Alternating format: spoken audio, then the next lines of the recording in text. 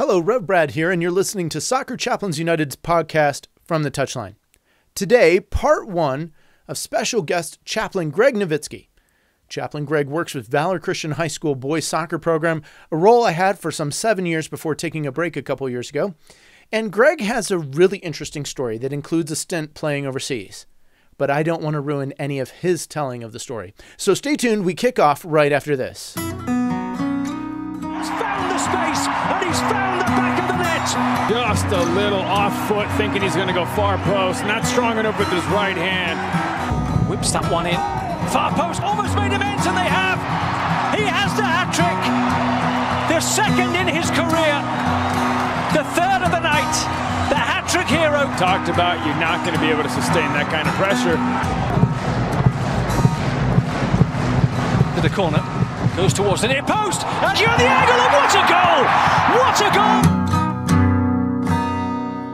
Hello, Greg, and welcome to the podcast. Brad, thanks for having me. This is a very immersive experience here in your basement. I'm in the soccer world, saturated by it. Oh, my goodness. You are, I don't know what you are, but Greg, you and I have a little bit of a funny story. We've kind of known each other a little bit longer than what the records say we know each other for. We worked at the same church. We know many of the same friends. We have those around. And then I wonder, I spent some time in Chicago doing my undergrad. We haven't really talked about whether our time overlapped, but I imagine it did. Did you work at Willow Creek? Yeah, I did. Okay. I never worked there. I think I went there one time as a student in Chicago. But the mothership or a different one? I think it was the mothership. It took a while to get out there. I remember that from downtown Chicago. But you went to Trinity International University. We have a chaplain there now. That's right. She was not there when you were a player, though. We've clarified that. So anyway, I think it's pretty cool when you've got a lot of close connections, commonalities. But I would say the only departure is that I am a Red Devils fan, Manchester United, and I take it you're a Liverpool guy. I am a Liverpool guy. However, while we were having lunch earlier today, I showed you a Champions photo of the Vodafone Red Devils back in the day with Paul Scholes, Van Nistelrooy, Giggs, Beckham. I was surprised. Scholes is still my favorite player of all time. Okay, that's fair. You can have that, but we can switch allegiances from time to time. Well, no, I mean you can like individual players because the person you're serving under, the coach, Coach Schultz, Brian Schultz, he's been on the pod before. He's kind of a follower of a guy. Yeah, he likes Pep. We talked about that. So he's kind of a Man City fan if Pep's the manager. And if Pep moves on someday, he'll move on as well in his allegiance. So, you can like Paul. Okay. It's okay. Where is Paul now? Is he coaching anywhere? I don't know. We talked about this earlier. He was doing some things for the younger youth. Yeah. In the area. And is he part of that group that owned a team and was trying to build them up through or is that, what do they call them? The 85s? You have more wisdom in your beard, so I think you're more apt to talk about that than I am. I don't know about Greg. Come on. Well, Greg, what I'd like to do, this is your first time on the podcast. Yeah, so thanks for having me. Where I like to start is I like people to hear a little bit of your life story. And I don't want to say too much about it because, I have my parts of the story that I know that I might like you to share about. But I definitely want you to cover a little bit about your experience playing in England. Like, if you don't do that, we're going to have to hold you down and make you testify about that. But anyway, I want to hear your life story the way you want to tell it. So great. Why don't you share with us, like, how did it come to be that you are sitting in my basement right now doing a podcast? What a journey. What a journey. Might take 3 movies, just like The Lord of the Rings. Hopefully not as long. Yeah, hopefully not as long. Well, I grew up in the northwest suburbs of Chicago. I was the firstborn to Mona and Tony Navitsky. And for our purposes, should we play dramatic music here? Oh, we should. We have a Shire. I'll add it in. I'll add it in later. Okay, right. Little hobbits running around and. Yeah.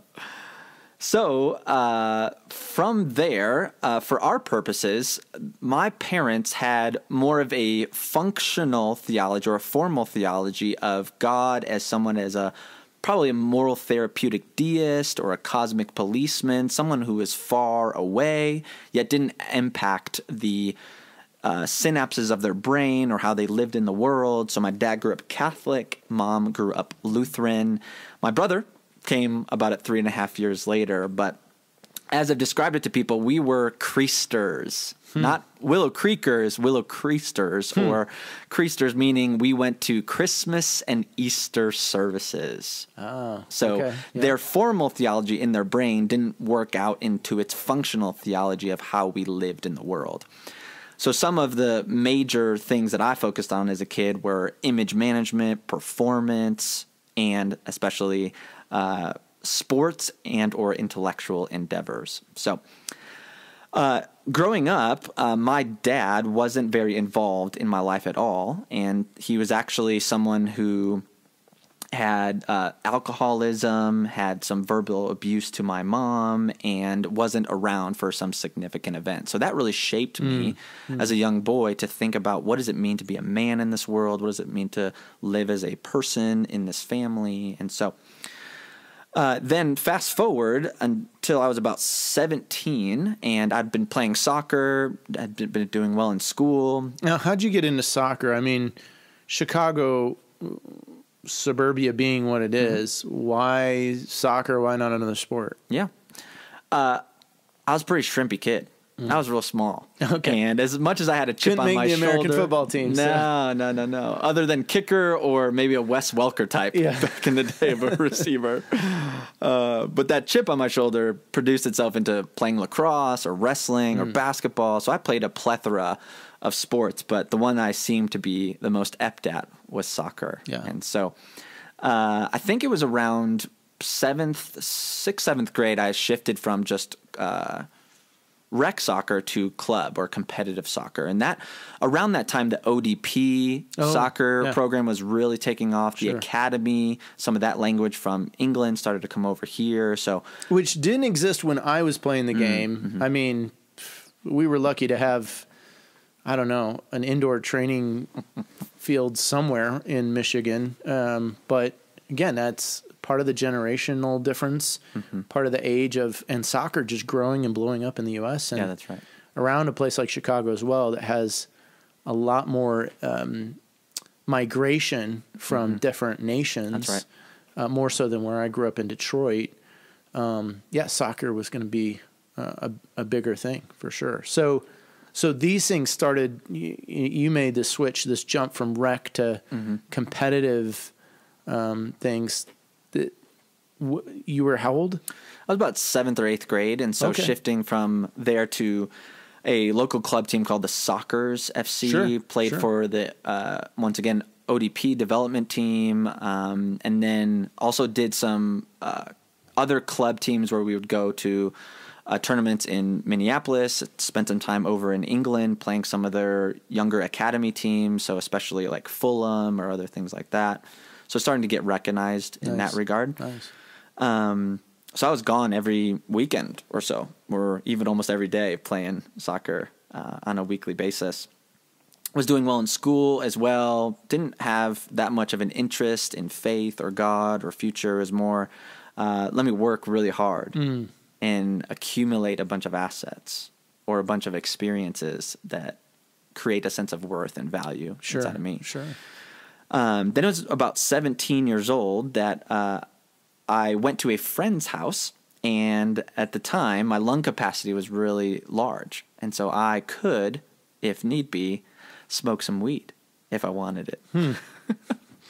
And so I went over to a friend's house. He said, "Hey, do you want to smoke after school?" I said, "Yeah, absolutely." And so I already blamed Colorado, now living in Colorado, that influence made its way to Illinois. But I remember sitting on my friend's couch, and after we were there for probably about 5 hours together, I leaned back in my chair and I asked 2 existential questions, which I had a profound moment of clarity about, which doesn't really make sense from my mental state at that point. But I asked two questions. One was, is this it? And is this what life's about? Getting a full D1 scholarship, being very close to a valedictorian, doing well in all these different areas. That seemed like a really shallow life. I do all these things, and then what happens if I get them or I don't? So then that led me to be a part of Willow Creek as a young man. And I had a distinctive friend named Andy who was very influential in that communal reality. And so as I started going to this youth group in about 2009, I said, you know what, I'll say yes to Jesus, but under three conditions. There has to be three things that come together for me to actually say yes. And the first one was the intellectual component. It had to be rigorous. It had to make sense. I couldn't take a blind leap of faith. A faith step based on good evidence is what I was thinking about. So I read books like Søren Kierkegaard, C.S. Lewis, Francis Schaeffer. So already inciting danger as a young kid. Yeah, I mean, at your age, too, to take those things on. So then the second one was, or at least one of my favorite Søren Kierkegaard quotes is, life is lived forwards, but understood backwards, which I think is profound. It is. Two, there had to be a communal component. So there had to be a distinctive by what people said and believed over time. Just like I was mentioning before, like our formal theology, what we think and say about God has to translate into how we live with God and other people. Now, was this a condition because you hadn't experienced that with your growing up with your parents? Or, like how did you come to put these terms? How did you draw up the term sheet for Jesus? Yeah, totally. Well, it was through vivaciously reading and thinking through categorically, how do we experience our world? And so I may have not used that term back then, but I definitely knew there had to be something about what people said and believed over time for me to think that this is viable, credible. And often in high school, I would think Christians were really stupid or not very smart or thorough on how they thought or lived in this world. And so when I started to see that, okay, their love produced in them a response to the things that I would never respond like that to. Okay. And so that started to percolate and go, wow, this is really distinctive in that regard. Sure. And then three, it had to be personal. God had to meet me personally. So the first two came together after 4 to 5 months. So once again, springtime into the summer of 2009. And then I was invited to a summer youth camp at Willow in 2009. And that's where God met me personally. What was that like? I mean, how did he meet you? Yeah. So while we were at a camp, those two things started to really produce a sense of what other theologians calls these infusions of grace. And so I started to think, okay, there could be something more than is actually there.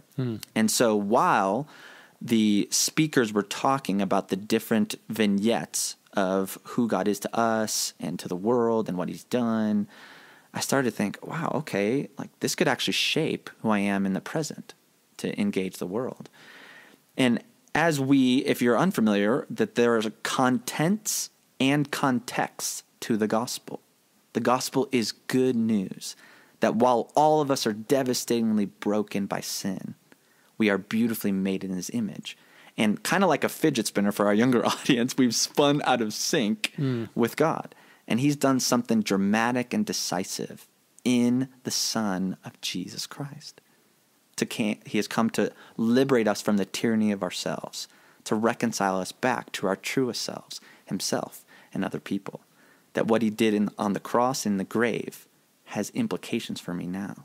So you're sitting at camp, the bugs are biting you, the fire's going, there's a mix of young people all around. BO all around. And Søren Kierkegaard comes into your thought cloud and says, life's lived forward, but we learn by seeing it in reverse. Or whatever the quote was that you just said.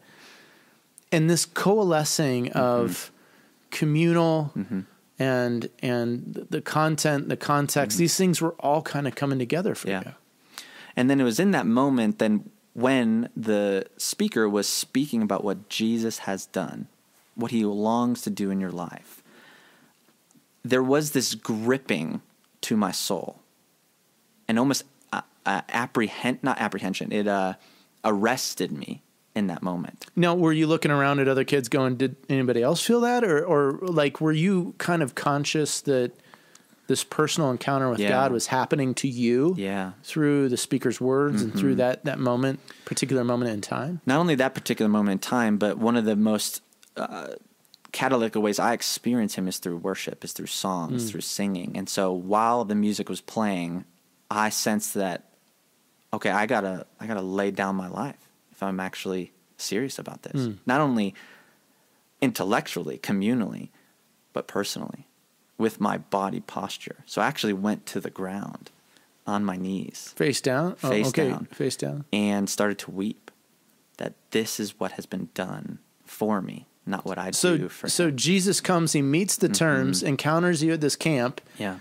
You're freaking out the other kids next to you because they're like, what's going on with this what guy? What is happening to this guy? Yeah. And I was, as I have described it to other people, looking back in reflection, God captured the restlessness of my soul and, like a guitar, restrung my heart with the chords of eternity, and it has not gone back since. And I actually had to have a youth group leader pick me up off the floor because I was so infused or captivated by his vision, his values, and how he wanted to use my life for him. I think of that verse in Psalms, like, who is man that you are mindful, of him? Yeah. So you come from this a place of brokenness where you're weeping, you've just had the personal encounter, all the terms have been met. You get up, and do you have a vision for what's next in your life, or how did that part of the journey take on? Good question. So from there, as I started to be involved in youth group in an even greater capacity, start leading, sharing what God had done in my life for the past number of months, a number of older, wiser people were like, hey, you should think about doing some ministry. Now, had you cast soccer and all the things of this world and life aside, or were you still kind of doing those things at the same time? Yeah, I was still doing those at the same time. Okay. I think of Eric Liddell or Eric Little, if you're talking to who he Depends is. on who you He says, when I run, I feel God's pleasure, or God made me fast for a purpose. So I started to think, how does this gift that he's given me, to use John Wesley, gift and graces, how does this integrate into my life? And so I knew that I could have a great impact and influence in the soccer community as I continue to play and have this new identity and new way of living in the world impact the things that he's given me. So as a player, this was a transformative moment. Absolutely. So starting to no more cussing, no more yellow cards on the field. There's a process to it. But it takes time, right? But I noticed a new love for my teammates, or I wanted to serve them instead of get ahead of them. Or I think of the ways we think about life, and I want to get from something. I want to get from this organization, this place. Instead, I started thinking, how can I give to these people? And so I continued to play and loved it. And I even had an injury that senior year, and I had a total different way of thinking about it. I was like, when friends were injured in the past, I just dismissed them and looked them off. Now I'm starting to have this redemptive outlook on how I might serve, see, value, and care for the people that are around me. It's not soon after that Jesus does something internally that he lifts my head and turns me to the person that needs him or needs attending to the most. So I continued to play and going into my senior year. And so not only did I have a death to life experience with God, then I had an amazing soccer practice my senior year. This was in January 2010. Now we're talking soccer practice. Soccer practice. This is just a training session. Yeah, a training session. And while I was at the training session, I was going against the #1 recruit in the state, going to Michigan State that year. Played against him the whole practice, played lockdown defense, like a lockdown corner in American football. Yeah. He actually got tripped at one point, and he tried to kick me. He tried to fight me during practice. He got kicked out, and I didn't retaliate, and I'm driving home, and I'm thinking, like, man, I got a D1 scholarship. I'm blonde. Like, I'm the Christian David Beckham. This is awesome right now. And I walk into my home, and my mom's sitting there at the butler's pantry, and she says, "Hey, Greg, can we talk?" I said, "Yeah, sure." And she said, "Dad has had a heart attack. He's in the hospital right now. Would you like to go see him?" And I'm thinking, what is happening right now? And so we drive to the hospital. I'm looking up at the stars in this St. Alexian parking lot and asking God, what are you doing? What is happening right now? And the next day, I was called out of gym class. And oftentimes when I tell my story, I forget this, but I got called out. And back in my freshman year, I got like 30 detentions. So I'm like, I didn't do anything wrong. Like, I'm good. But unfortunately, the dean said, you need to go to the office and sign out right away. And I knew it was my dad. And so my dad ended up dying on January 9th, 2010, a month before my birthday, right when I was about to go to college. Right as you hit the apex of this sort of spiritual high, this new understanding of who you are in Christ as a footballer, as a student, as a young man, as a son, all of a sudden, shaken to the core, shaken to the foundations of. So death to life in the spiritual, and now an absolute death in the natural. And I remember driving home that night and sitting in my bed and just thinking, who's going to be my dad now? What type of man am I going to be?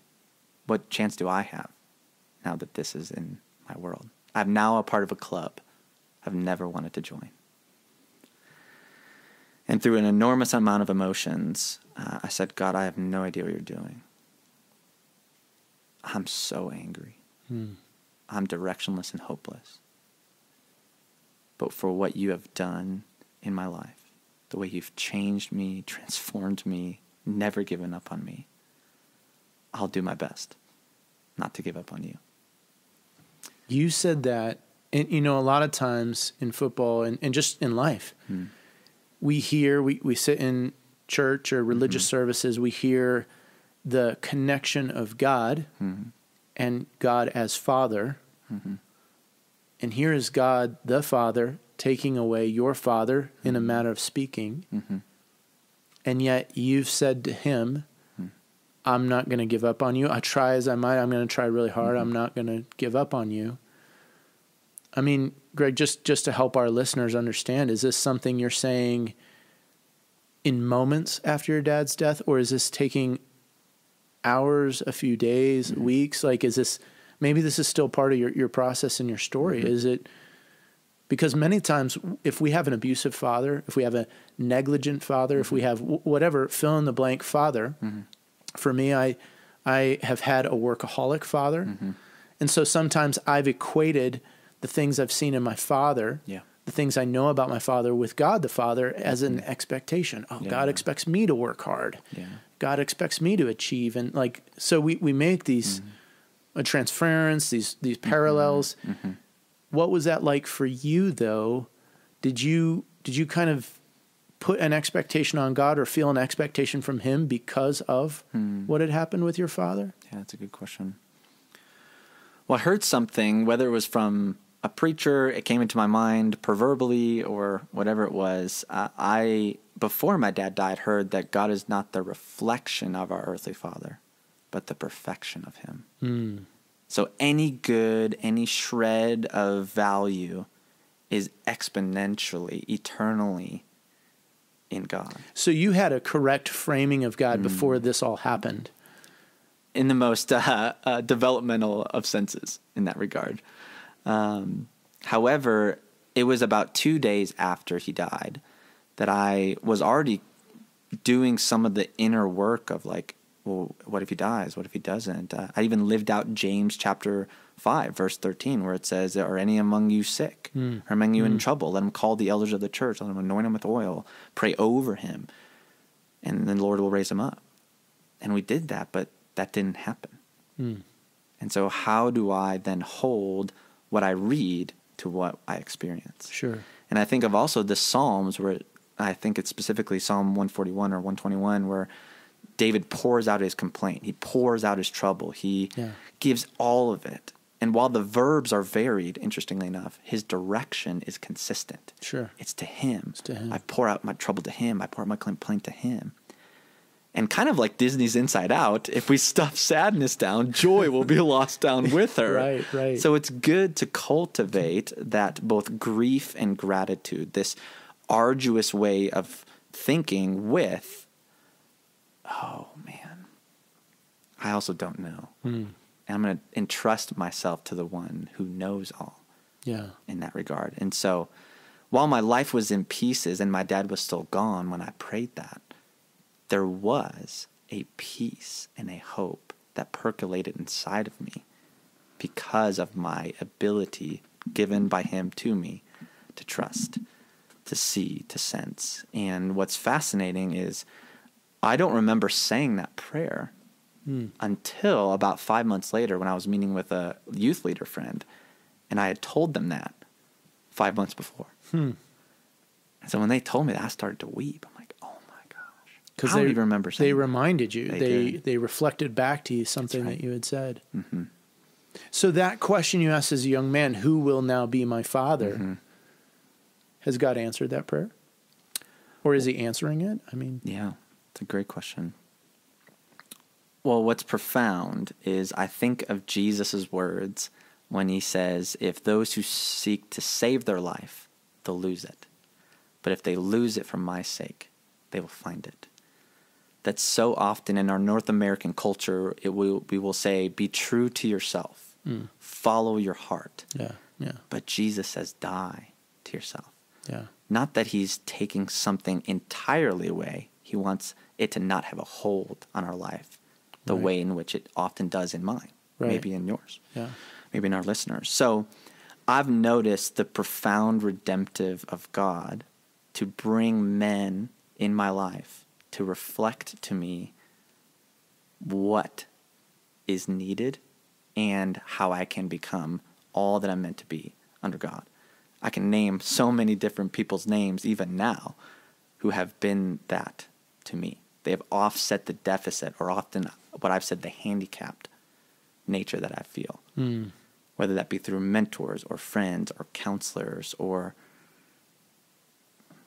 the people that I get to be influenced by.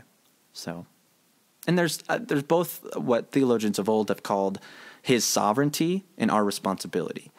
So it's not like I'm doing nothing and have this fatalistic attitude. I'm pursuing those particular people in my life too, to give me the things I know I don't have and who can show me more of who God is. Wow. So it's a few months after your father has passed. You're with the youth leader. They remind you of these words. Where does the story go next? I mean,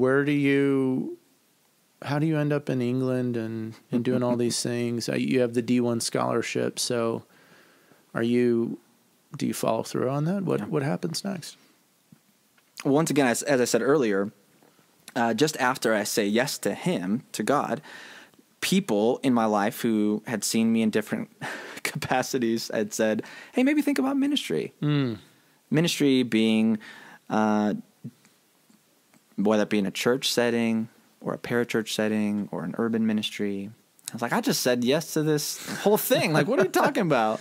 And there's so, more? There's more to this? say. What are you talking about? And so, interestingly enough, fast forward to that same camp a year later, 2010, I sensed that there was this greater hitch on my life that soccer had become the ultimate thing rather than the good thing, that I was clinging to that rather than to him. And so I started to sense maybe I need to let go of this D1 scholarship and be willing to do that. And so I went to my mom and said, hey, this is what I sensed or heard in this one camp. What do you think about that? And she was like, absolutely not.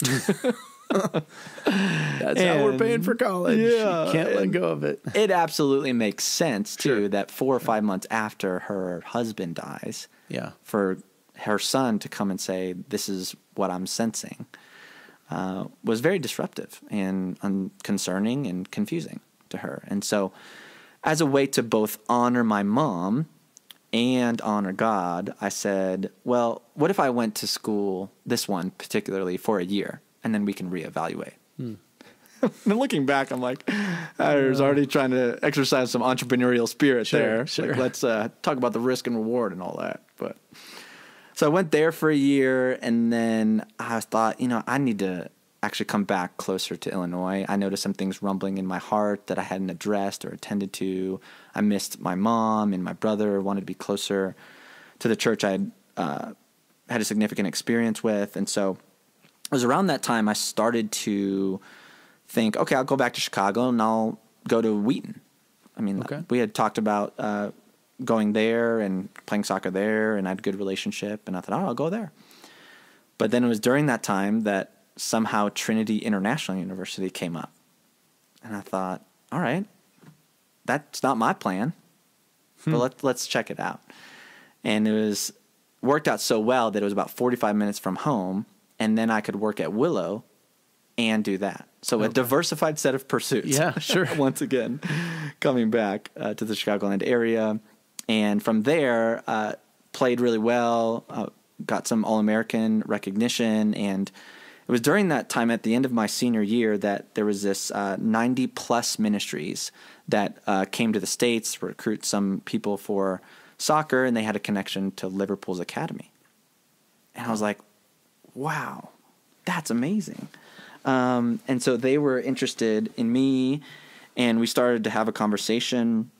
And as we've mentioned before, I really love to read. And so one thing that really helped shape my thinking about calling and direction and how does my gifts and passions align with God, I did a lot of ruminating on Psalm 37, delight yourself in the Lord and he'll give you the desires of your heart. And so how do I hold both of these, whether they be in tension or in integration? So an author that's been really helpful for me is a man named Friedrich Buechner. So he's a German man. We say Buechner. We just say Buechner here. All right. Well, but your German background, you probably pronounce it better than we do.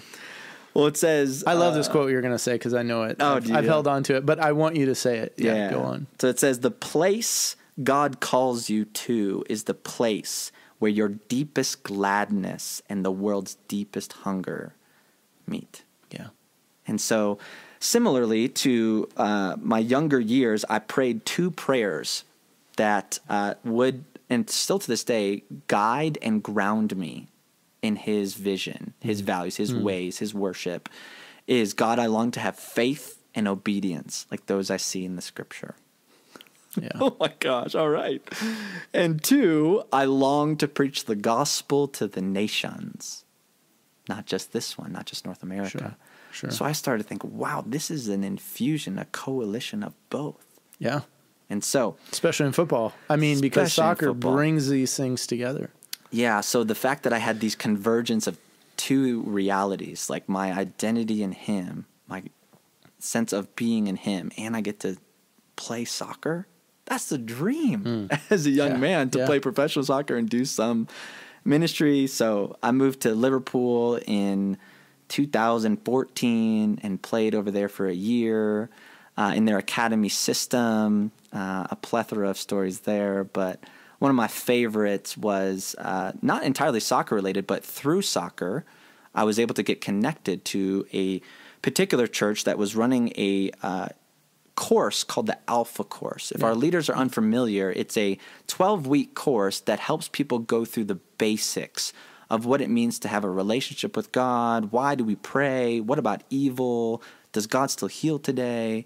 And it's all done in a very conversational, not so much propositional way. And we had this one moment where we were talking about, does God still heal today? And this one girl had come up, and she said she had a level 9 pain in her calf, and she wanted prayer. And so a team of us were praying, and we prayed once, not too much change. And then as all of us were praying, one of the leaders had a sense that they should pray that an icy hot like experience would come upon this girl's calf. I see how we put on our body if we have an injury or pain. And while we're on this podcast, you can't see it, but her eyes were closed and then they flashed open with a blaze. And she said, I felt that. Was this person praying out loud, or they were just... Oh, okay. They were praying out loud. Wow. And her pain, after a few more times of praying, went from a 9 to a 1. And she could jump around. It was phenomenal and startling and stunning and incredible. So, must have had an impact on you being a footballer in an academy setting. Absolutely. You're thinking, oh, man. Yeah. Prayer works. Prayer does work. And it's simply talking to him. It's a two-way conversation, listening, receiving, and living. And so, yeah, I played there for a year. If any of our listeners have seen the Ted Lasso Apple TV show, you can start to pick up some of the ways what it's like to be in a football locker room, to play day to day, to be out in the country. And so to have this infusion of both faith and soccer was fascinating in that regard. But now, who was the coach of Liverpool at the time? I think, Klopp was. Really? Still? Yeah. Okay. Wow. Well, I have to press pause on the interview right there. And it's not because Greg's a Liverpool guy, honestly. In all seriousness, though, tune in next week to hear part 2 of Greg's story. And it's a really incredible story of how Greg's time and trial at Liverpool came to an end, and the journey and the transition that God's had him on since then, which has resulted in him now serving as volunteer chaplain with the Valor Christian Boys High School soccer program. Well, you've been listening to Rev Brad and Chaplain Greg Navitsky, coming to you from the Touchline, and I hope to see you next week for part 2.